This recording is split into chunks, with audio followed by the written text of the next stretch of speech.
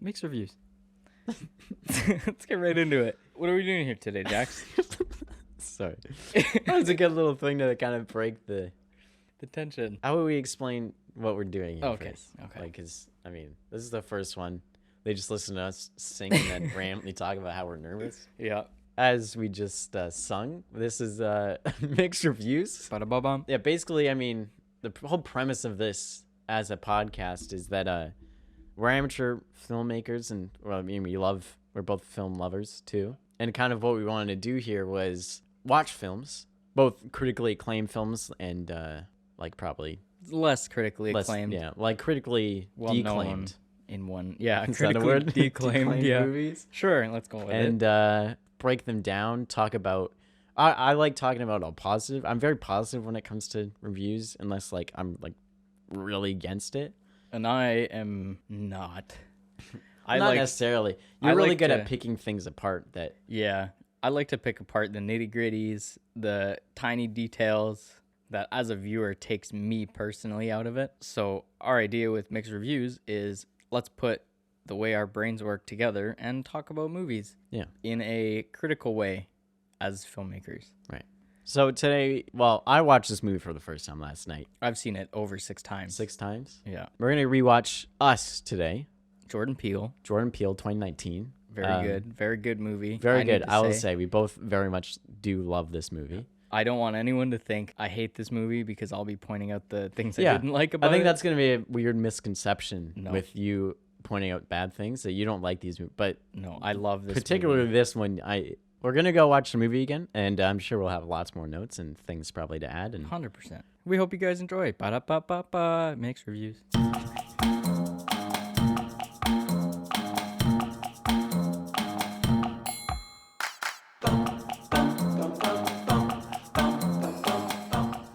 That movie was so much better the second time. So good. I picked it apart way more. I've like double the amount of notes I had after the first time watching. Oh gosh. Which, by the way, we would probably say spoilers. Of course. If you haven't seen Us and are listening to this podcast, what are you doing? Go watch it. Go watch the movie. And then come. You're listen to us stupid. talk You're our not crap. going to understand at all what we're talking about. A huge key part of this movie is just how well it's written. Mm-hmm. It's only fair. It's only fair to start with our opinions and thoughts on the writing of the film to begin with, which there are a lot, good and bad. It's so hard to pick bad things out of this movie, but I managed. I've loved like looking into like acts like of movies, like like in a play. There's like the first act, and then they'll have like an intermission, and then the second act. Yeah. You're super right, and they're so in a really good way obvious. So the switch between Act 1 and Act 2 is totally the second where Abraham gave the dad's shadow. Yeah. Which, if you didn't know, in the credits and sometimes you catch in the subtitles, all the shadows have names, different names. Gabe is Abraham. Yeah. Addie, the mom, is Red. Which I'm gonna clarify. Red is the original Addie that got taken into the shadows. The underground, yeah. And Addie's the shadows that came and replaced Addie in the real world. Yeah. So it might get confusing listening to us talk about it. If we're talking about Red, we're talking about the one that's wearing the red jumpsuit. Yeah. But no, I totally agree. The second Gabe kills Abraham totally got it on topic. On the boat is what we think is the very obvious shift between the first and second act. Because they go from losing to winning. Yeah, exactly. They are losing. They're in serious danger. You don't know what's going to happen to them. You're worried for them. Suspense is killing you. And then Abraham kicks the bucket in hilarious fashion with the boat Quite motor. literally kicks it. Yeah. With, headbutts. Yeah, headbutt. Abraham's head into the sputtering engine. And just takes him completely out. Oh my gosh, it's so gruesome, but it was so cool to watch. Yeah. Good intro to the violence of the movie, I think.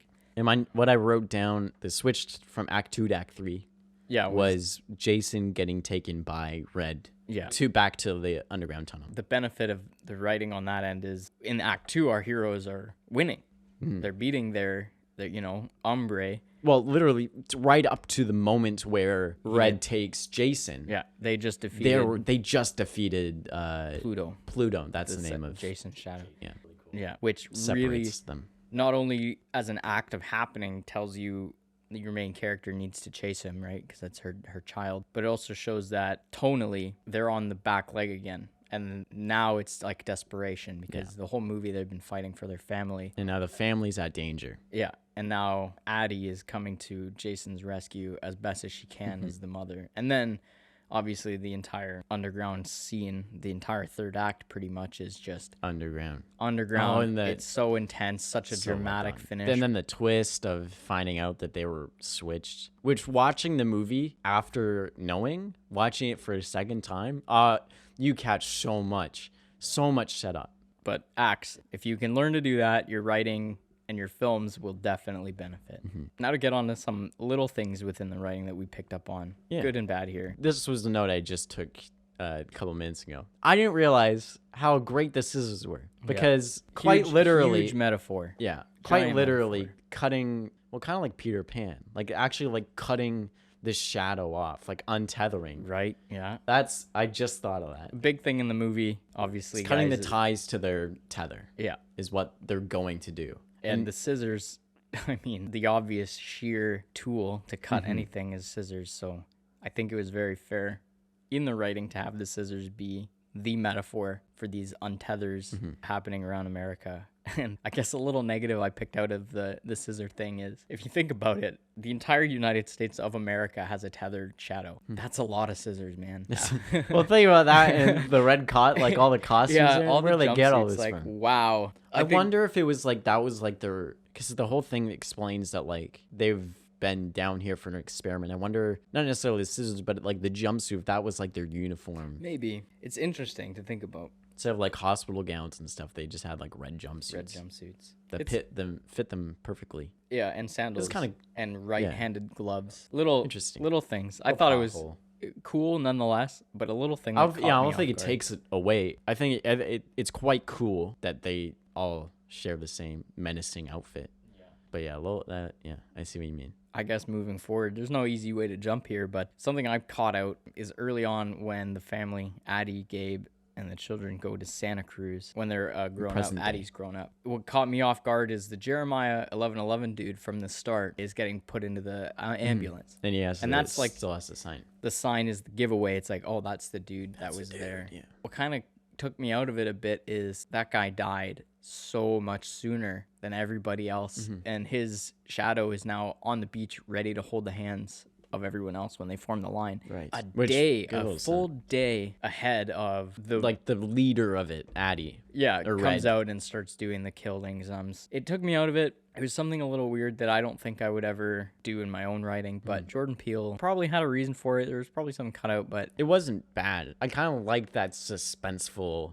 yeah, I think Like you didn't know who it was necessarily, because you don't see the 1111 on his head. No. You just see the dripping fingers. and it's good to set up suspense, but in a realist point of view, Yeah. as a realist who tends to try to stick to reality in my writing, As much as you can with this movie. yeah, as much as I can.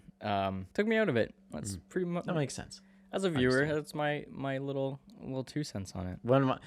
This just because like you see it in this scene, especially on the beach. Josh, the dad of the other family, The twins and yeah. he's always like one upping Gabe, the main family's dad. Yeah. All of that, he's like, we have to be out at 10 a.m. sharp. I'm like, oh my, like it like clicked down, looked at Tom, and I was like, you know what? They're probably renting this. Like this is probably like an Airbnb that they've rented that has this backup generator, this boat with all this stuff. Yeah. And then what amplified my love of that even more was the fact that it was just a key fob Yeah. on the keys, like not keychain or anything. So it was probably a rental car as well. He's like, Yeah. "Do you see their new car?" Yeah. So I And just so think yeah, that's- because he talks about how much that pissed him off Yeah. earlier. When Is they- that yeah. did you see the new car he got? He just had to get that thing just to one up just- me. yeah. And Gabe buys the boat, and then we later find out that it's because I guess Josh bought a boat, and he's like, oh, now I bought a boat. bought yeah. Yeah. But we kind of unquote. thinking it's never addressed, it's never mentioned, But it's just funny. but it's kind of like, think of. hey, how hilarious would it be if Josh was renting all this stuff Yeah. just to look cool? And that it was a cool little like, Jordan Peele, hit us up and let us know if that was yeah, intentional. please, that would be That hilarious. was so funny. I guess moving into something else here that I struggled to understand, kind of like reversing back to when Red and Abraham they come to their revenge, we'll say. What took me out of it is, out of nowhere, Gabe is resisting Abraham at the door. He's got the baseball bat. He's holding the door shut. What confused me is later on we learned that these shadows have only had a diet of raw rabbit and nothing else. That's it. How are these things so strong? I Like don't just as strong as even stronger, right? Yeah. Because Abraham, he's just pushing the door open like probably with his one hand and body weight. and he sneaks his hand into the grab the bat and then Grab the hits bat him and all then while hit him with resisting. the knee hard. And it completely cripples him for the whole movie, and then drags him away with one hand downstairs onto the dock. I wonder if it has to do. Sorry if I'm interrupting, but sorry. What I wonder if it has to do with like the fact that they are a science experiment. I wonder, but the thing that kind of like kicked it for me, because I was thinking that too, is they literally say that they're just humans. They're just later. right, yeah. Just the same, as if They're just humans there's with no sharing one soul. like you could maybe say, yeah, they're a bit genetically altered to be stronger and to survive those things. But and they would probably said that. On the other, something I really liked that didn't take me out, that got me more into it, was the last shot. Like you see, like Jason like starts to realize that his mom is the reverse before even the audience does, or at least that I did. I think the moment where like you kind of saw it start, I noticed it the second time when the mom kills the twin quite like aggressively in the friend's house. Yeah. He stands there and just kind of like looks at her. That also goes into acting. Like it's the way he looks at her is just kind of like that little like that was weird. Yeah. That wasn't my mom right there. The little subtle like, hey, that's a little weird, man. But I liked how they hinted towards that. So. And I think it kind of, to like double onto that, is because Jason is the only one who has like a really solid connection with his tether. Yeah. I wonder if he knows the feeling of a tether and like the understanding of like the tethered mind, because him and Pluto are still connected in a really strong way, that he's able to feel there's something up with her. I wonder. Right. Good writing makes you see that on screen in very subtle performances, which, honestly, good for the kid. Like, he performed so great. Jason was such a good actor. Evan Alex, honestly, amazing performance, because he did both sides of that. He really did well. Jason so well. He did Pluto very well. And then Pluto knocked it out of the park, man. His performance as Pluto was amazing. I just needed to point that out. Oh, got me into another note here. I'm going to say this a lot, I think. It took me out of it. Yeah, The fact that catchphrase. the super secret government base or super secret government experiment is in the service tunnels of a very busy, crowded... Well, I guess like the intro kind of says just all in general, like all these different kinds of tunnels. But this one specifically, you're like two horny teenagers away looking for like a sneak off to finding a government experiment that has been abandoned, and like literally millions of people just down there all like going crazy away. And I'm like, I wonder, this is kind of your point, but I'm thinking about it right now. I wonder if when people travel to go there, how they get under there. I don't know. And if that's their vacation house, why is Addie down there all the time? Yeah, in the Santa Cruz. Yeah. Are the tunnels in the United States of America all connected? Is that an entire continental structure underneath America? And how Or did is it Addie like- get everyone? Like, is that ending shot of the long line? I wonder, how did she get that many people Just from Santa starting Cruz. from Santa Cruz going out somehow? Yeah, I don't know. It's a little plot hole, I think. That's like who cares plot hole, but that makes me interested. Yeah. I'm curious. Well, it also something I loved when she goes into the Hall of Mazes and she starts making her way down. That is like the best clue. At the end? Yeah, at the end. When she starts going in with the fire pick, right? Yeah. When she's going down, she's looking around. She knows exactly where she's going because that's where she came out of. Yeah, right? she's the original tethered. What I didn't realize the first time was the whole time she's going down, she's not looking for directions. She's looking around being tactile, seeing if like she's hiding somewhere. Yeah. She's not like, well, where did I go? She's like goes straight path right down the escalator. Right to where she needs to go. Then that's when she has to look for where they hide it. And that's something on your first watch that you wouldn't catch. No, ever. I didn't catch. It's just so... It's well such done. good. It's such good writing and direction on that end. But, he's not... I don't think it's perfect. There are other moments where you are questioning, because we learn later in the movie that the tethered people are on the surface to break their Right. tethers, which is curious because we've seen before we learn that The whole plan? these tethered people don't seem very conscripted to anything. They Right. seem to be acting strictly out of rage, right? With Mm-hmm. we'll talk about Josh and the Kitty's family to lead into this is we learn from Red that they're here to sever their tethers and that they are linking hands across America like the old TV ad. Yeah.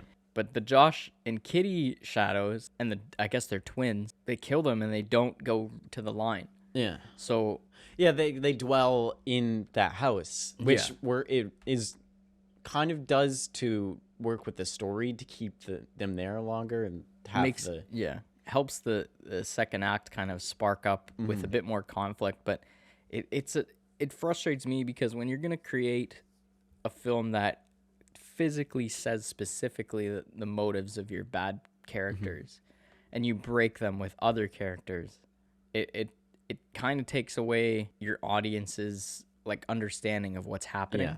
Because you also get into Umbre, Zora, the daughter's shadow, who willingly, 100% willingly, turns around and kills like a random dude Yeah, when she's chasing when she's chasing Zora. Zora.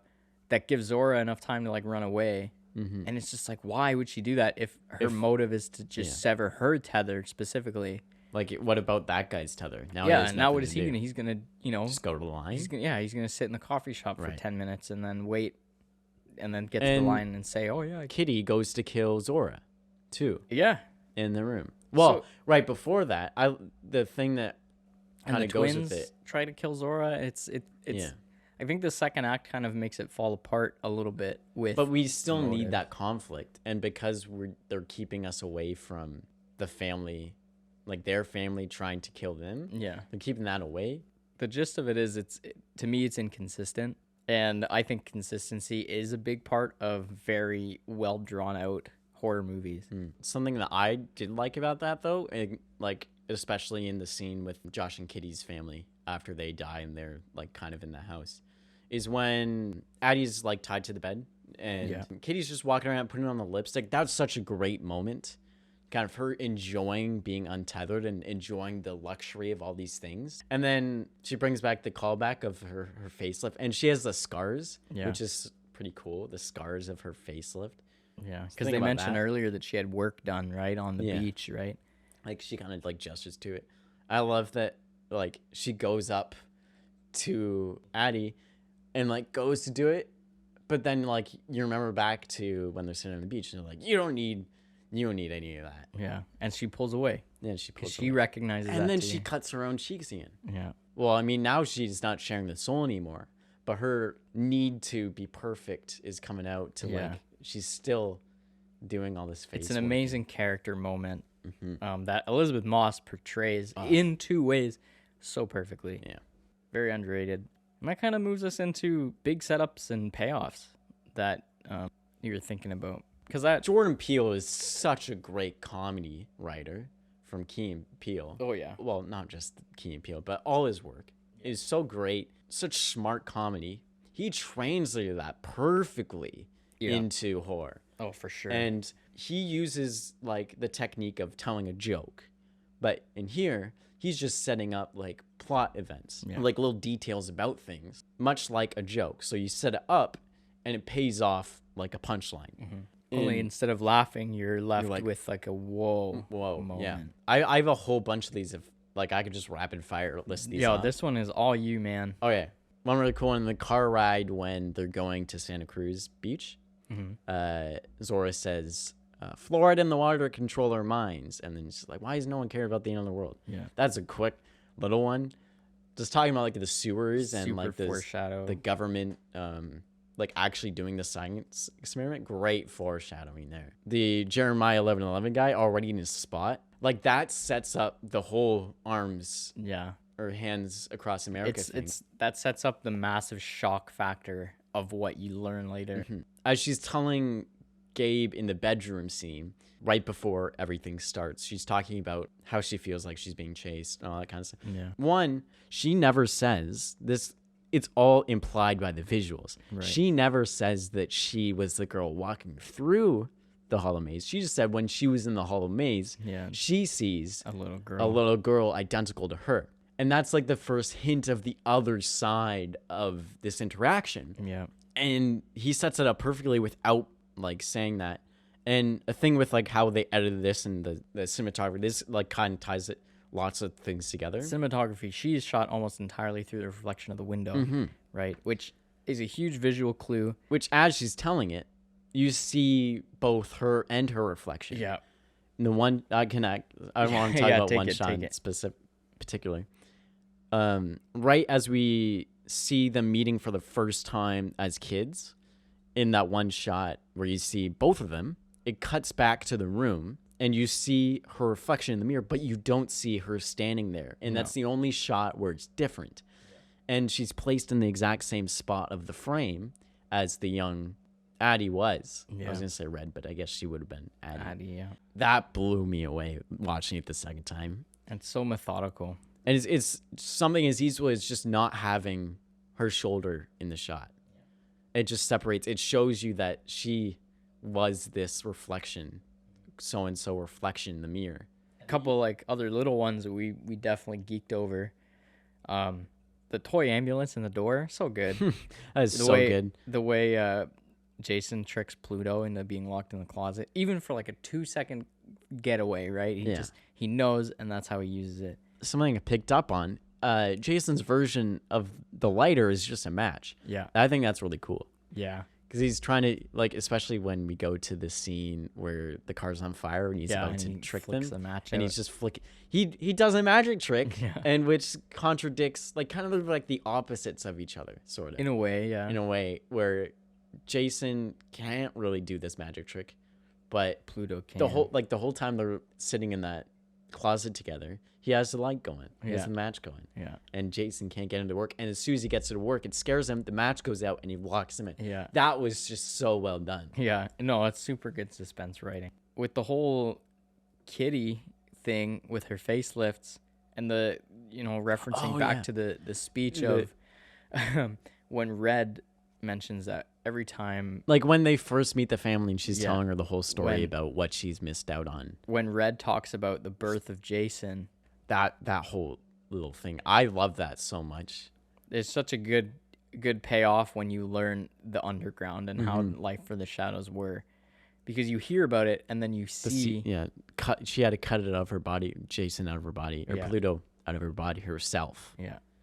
Think about the facelift, and you see the scars. Yeah. That's like the makeup of that was really well done. Super good setup, super subtle payoff, but it's so good so when you subtle. realize it. You see the scars of her facelift because it would have just been scissors, right? No, for sure.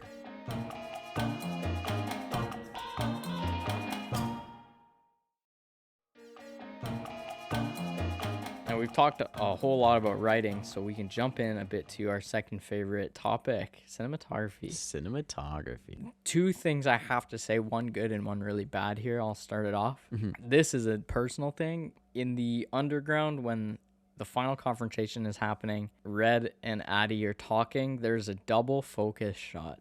Basically a shot where they shoot the scene from both perspectives, I guess, with focus on the close-up character, which was Red in this case, and Addie in the back on a wide, and then they, in post-production, VFX stitched both of those shots over each other, both in focus. I just think it's so weird because it's so unnatural. Both in film and in like real life. Yeah. You can't focus on two things at different visual planes at once. I'm looking at you right now.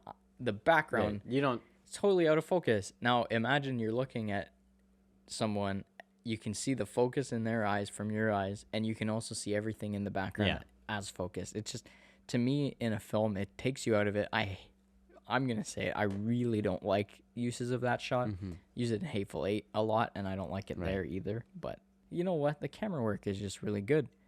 There's the one scene on the beach where... that's my favorite shot. Yeah. I only saw it as a super cool shot the first time we watched it. The second time, I'm like, oh! Like, I lost it. Yeah. Is the shot when they're walking and you see the shadows. There's the very overhead harsh shot, shadows. right? Yeah, the overhead shot looking down at them.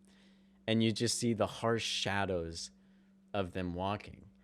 Like, quite literally, their shadows in like the sense of the underground people. Another probably, if it was in the script, another great setup that pays off. Oh, once find out the it was in shadows. the script. You He know wrote it's it to be there, I'm sure. The use of mirrors and reflection in the cinematography is almost every shot. You know, anytime they There have was a few. Well, there was a few times they didn't know. I was kind of because I love that. So I was looking for it. There's a few times they did miss it. But back to your point. yeah, it's just so well done So because it's a whole movie about almost your reflection of self, right? And the people, the shadows and the tethers, with the idea that she's the only one who's seen herself. Right. Addie and Red are the only two tethers. And everyone's like, "Are you sure it wasn't just a mirror? You're in a hall of mirrors. Like, are you sure it wasn't a mirror?" But no, and so now every time, I don't know if you caught this, every time she looks at herself in a reflection in the movie, it's through a piece of glass that isn't a fully reflective surface. Whereas pretty much every other character is looking through a real mirror, and that's to show that Addie, the woman we know in the film, is not the true reflection of the original girl that we learn to know. Like her reflection is another muddied. person. It's not. Yeah, exactly. It's not through a real reflective surface, so she's not the genuine reflection. Oh, that's so cool. We can move then on into just a quick couple of tips of editing. Well, one thing I thought was super cool, I didn't even catch. You pointed it out to me. This whole movie, there's two of the same actors in the same scene for like the whole movie. And it's so well done. It's invisible, but something you have to like stand back. Like the second time I watched it, I'm just like, this is insane. And that's just a simple stitch, man. Simple stitch. A simple, you shoot one, don't move the camera, shoot the other one, and you just kind of put them on top of each other, edit it, and it works. Boom. So and nice. It's just the scenes where you couldn't do that. They use lighting in such a way to hide the body doubles. Yeah. So if you don't see the face, it's probably just similar looking actor, same body shape that looks similar on camera. You don't even realize it. If you go back and watch the movie, take note of how many shots actually feature both actors at the same clear face of the actor or actress together in the same scene. I think it's only the one or two shots. I don't think there's many.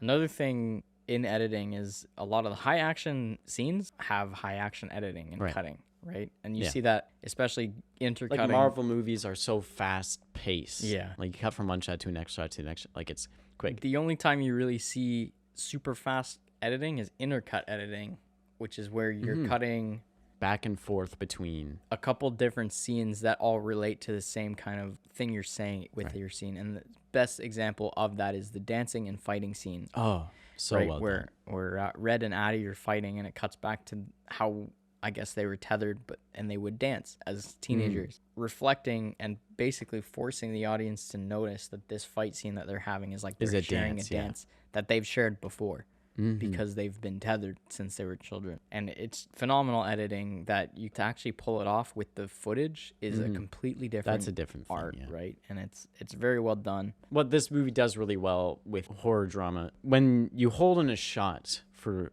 a long time and dwell in it, and it's just the suspense. That's how you use suspense, just holding on a shot, because when you're watching it, you're anticipating something's going to happen. And the longer you sit looking at something, it's like, okay, what's going to happen? What's going to happen? Yeah. And that's when you start like curling up or like kind of, I kind of did grab onto a few times. I knew something scary was going to happen. Yeah. This movie did it great, especially in the scene when they're all kind of first appearing. Right before Pluto breaks the glass and comes in was a great example. You're just holding on this shot back and forth between Red and Addie standing there holding Zora. Yeah. Such a great little build up. That one, I was like, "Oh, what's gonna happen? What's gonna happen?" And then, the grass breaks. Not a lot of negatives to say about the editing in this movie. Just the one, a continuity thing with another thing. Yeah. You can definitely tell that there's a continuity problem, and I think it has to do with the fact that which continuity is like when one thing's one way for the whole movie, and if it's an error. You've seen this with if they're ever drinking water in a clear glass and you notice that the water is at different levels throughout the whole scene, or a character might do the same action twice over. It's usually a continuity issue, So when movement something changes between different shots. that shouldn't, if it's an error. That shouldn't. And Gabe's glasses caught us off guard Yeah, because and we had to go back and watch it because we were both kind of like, wait, why does he have his glasses back? yeah, he doesn't. He shouldn't, because Abraham took his glasses and then out of nowhere they just don't exist anymore. And then maybe 2 scenes later on the boat, Gabe has his glasses Yeah, got his back. glasses back. And I think that has something to do with the fact that they cut out Probably a key when key they're part. going down the dock, he takes the glasses off, but you don't see what he does with them. So No, it's kind of like just this. they're gone. And then I think that's an issue with editing. So keep an eye out for that stuff. It's kind of fun to notice. Like, But then it takes you out of it a little bit. a little bit. But hey, it happens. We're all humans. Yeah. Like the Starbucks cup in Game of Thrones. Yeah. And that's all I had for editing. We can move on. We can keep this one short. The directing and acting we talked about a lot already. Yeah, we have. But it was so good. Just to so point out a couple of things that in fashion that I've been saying this whole podcast that took me out of it took you out of it. is how overly funny I think Gabe is made to be in the movie. Gabe and Abraham in the one scene on the boat. Quick, would you consider this to be a comedy? I would not, You would not? I don't think so either. That's what I was. but I think it's too funny to be Really? a horror. You know, everyone loves comedic relief in their horror movies. Like, Yeah. there's not. Well, a horror that's how you movie- relieve tension is by if you're really tense. You're like that's when like it gets super suspenseful. You're all tensed up. You're crunched up in your chair, and then it's kind of like gets you sitting back normally and relax. A personal gripe I have is I don't like to break a lot of my tension with ha-has. I like to be scared. I love watching horror movies for the fright, right? And then I think, although it's not a bad thing and it's completely creative decisions and there's nothing wrong with it, for this movie, I would have loved things to be a bit scarier in moments where they were funny. And the comic relief took you out of it, and when it should you be weren't scary scared. to me. Yeah. I'm just going to say this. The Josh and Kitty's family getting murdered. There are 2 hints of laughter in that scene where whatever Josh's shadow's name is, I can't remember at the moment. When he goes to reach down to Kitty when she's dying on the floor, he goes to reach out to help her out, and then when she reaches her hand out, he kind of like psychs and slice. Yeah. Like that's funny, but then they double hit it with the Police song. Yeah, that's what I was talking. Like the use of the Ophelia, like the Siri thing. Siri, yeah. I'm like, that is first the psych thing. That's funny, and then the NWA song coming in as she gets brutally murdered. We've already had one song be funny in a scary, like with the Beach Boys song. Yeah, It was kind of in double, the same scene. Yeah. Right. I will say in how serious it was and how well acted and directed these actors and actresses were. But just the raw talent. Oh my gosh. I think my favorite 3 performances was, both sides of the shadows and the regular, was Addie, Jason, and Kitty. Yeah. Were like by far, like, oh my gosh. Both sides of their performances was so well done. Yeah. So that, for if all you don't know, Lupita Nyong'o, phenomenal actress. She's in so many things. Plays Addie and Red. There is Kitty, who's played by Elizabeth Moss. Very well done. Especially the scene where she's enjoying all the makeup stuff on her face. Like that scene was like just amazing. Both times we watched it, you pointed out how much I love that scene, and I love her performance in that scene because it really demonstrates character for not only Kitty, like as the non-shadow person, but her Dahlia, I think is her name as a shadow, her shadow name. Dahlia's like desire to be a normal person kind of like trumps her plan to go do like the line thing, and just Elizabeth Moss just took that and ran with it. Oh, so good. And the subtlety in her performance was just so good. And we talked about it earlier with Evan Alex playing Jason and Pluto. Kid killed it.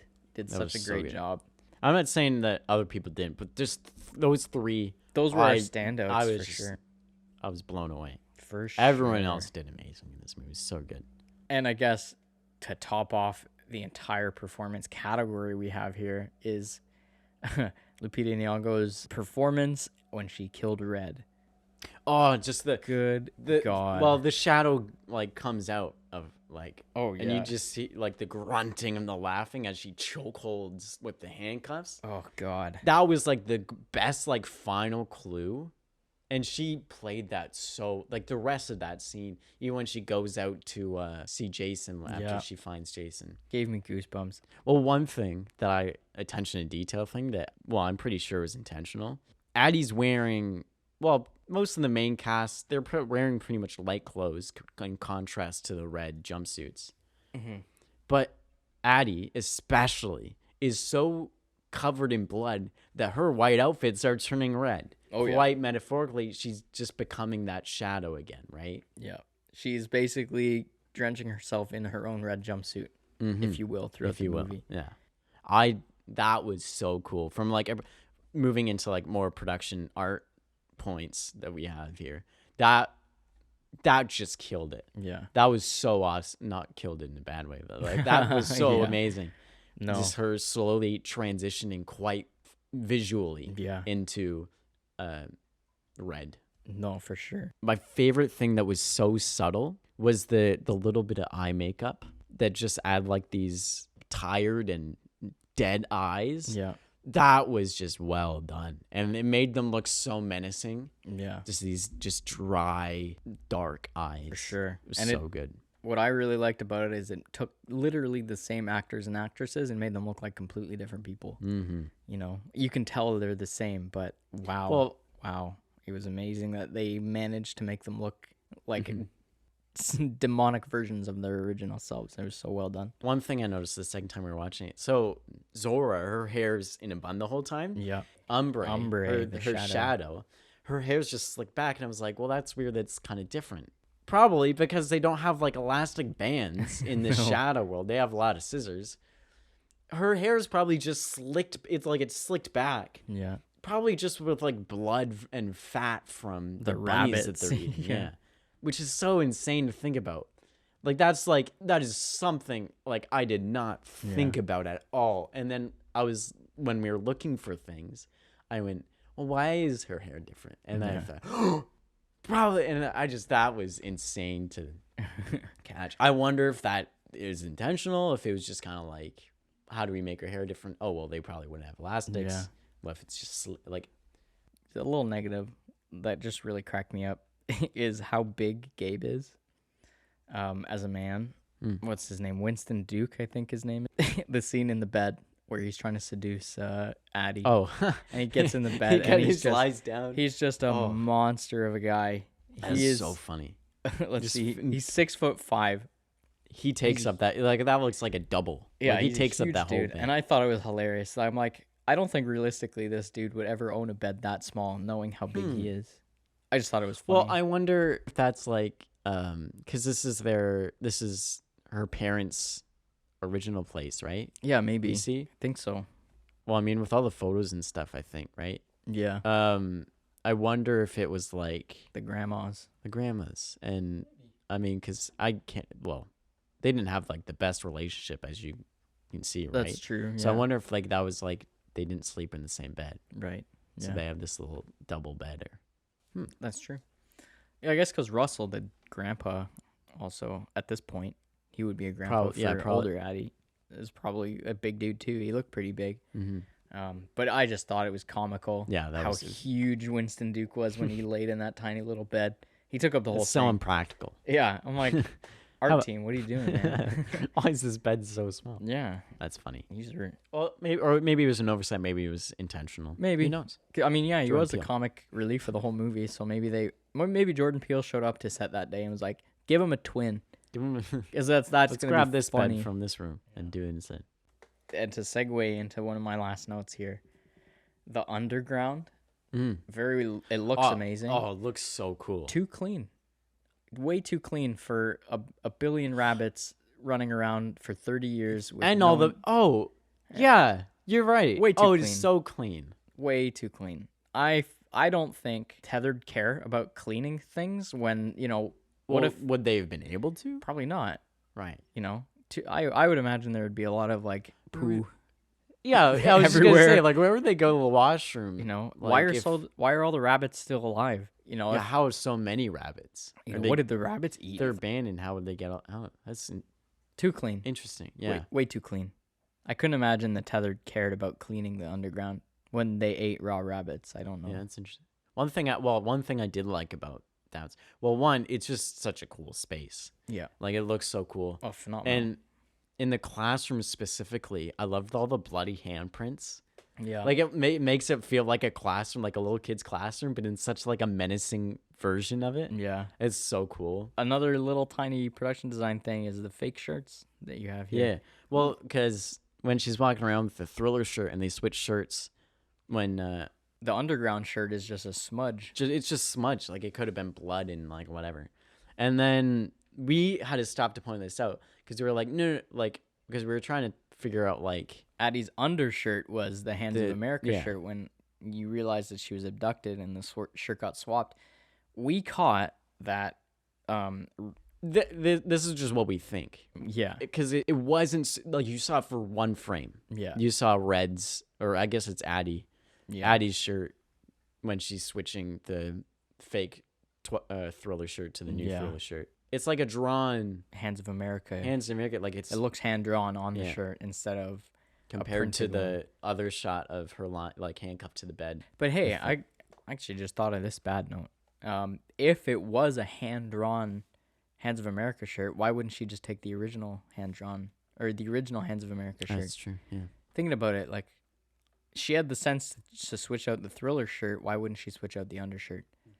So I think that's a little production design oversight. Just food for thought. Yeah. Food for thought. But with that, this movie was amazing. As we were trying to like think of negative things watching it was so hard. This is gonna be a very difficult challenge when we're doing movies that I love, is finding negatives for these movies because damn, I felt like I was reaching the whole time. Yeah. And it's all like kind of opinion based too. It totally. And like we said earlier, we're not professional filmmakers. We have experience with films and we kind of have like a keen eye on watching them, but we don't know what the creators were thinking of. We don't know the logistics of it, right? No, all of these things could have been things that have been thought of and were cut for time, producer like the cuts. glasses disappearing. At the end of the day, who really cares about how the glasses get back on Gabe's face? That's something we were just nitpicky about. Yeah, when we were learning how to edit, we were taught to make those sacrifices in our films too, right? So yeah, at the end of the day, these nitpicks are just nitpicks. Yeah. They're not even true opinions; they're just thoughts. And I like to kind of like, if there's something that like takes us out of it, I want to break down like why it takes us out of it from the filmmaking aspect. Because most of the things that took you out of it was because the actual filmmaking of it. And people might not necessarily, like, people might look at that double focus shot of when they're in the classroom. Yeah, not even think about it. Focus. Just be like, that looks weird, and not know why. And I kind of like being able to break that down. And no, I do too. It's kind of nice. I like sharing some of my education with other people who might not know as much. And I'm not to say I'm a know-it-all or anything. No, well, even if people are listening to this know something or catch on to something, go to YouTube or just like message us on whatever and let us know, because there's so much I'd love to find out about this movie. Yeah. And like I could, if anyone knows anything or if we were wrong about something, let us know, because I want to learn from movies like this. And I want for sure. What has 15,000 teeth? What have 10,000 hands? And what has 1,000,000 eyes? Right? 1,000,000 eyes are better than 8 because we have glasses. Yeah, we only have 4 eyes each. Yeah, so. We only have 4 eyes each. So. All right. Yeah, no. I had a lot of fun doing this. No, I had a blast doing it too. Thank you for watching Us with me. One of my favorite movies. I was happy to share it with you and share this podcast with you for today. And looking forward to what we got coming on next. We'll see you soon. Goodbye, listener. Goodbye. Da da da da da da da da da da da da. Mixed reviews.